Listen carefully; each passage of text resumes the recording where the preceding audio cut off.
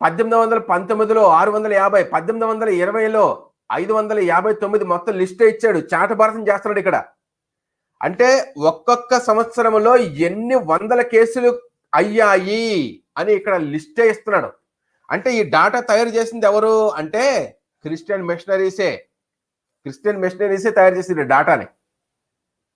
ఏమండి ఇక్కడ చూడండి, మొయర్ ఆఫ్ విలియం ఏట్స్ డిడి అనమాట.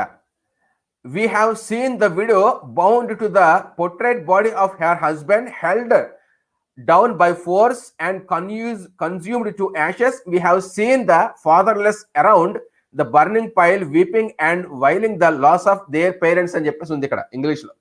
భావం ఏంటంటే ఇక్కడ మిషనరీస్ చెబుతున్నారు, మేము ఒక సంఘటన చూసాము, ఒక హృదయ విదారకమైన సంఘటన చూసాము. అది ఏంటంటే భర్త చనిపోయిన తర్వాత అదే చితి మీద భార్య కూడా చనిపోతూ ఉంటే అక్కడ పిల్లలు అంటే వాళ్ళకి పుట్టినటువంటి పిల్లలు అయ్యో మా మమ్మీ డాడీ మంటల్లో కాలిపోతున్నారే అని చెప్పేసి వాళ్ళు గుండె చెరువు అయ్యేంత వరకు భయంకరంగా వాళ్ళు రోధించే సంఘటనకు మిషనరీస్ చూస్తూ రాస్తున్నారంట.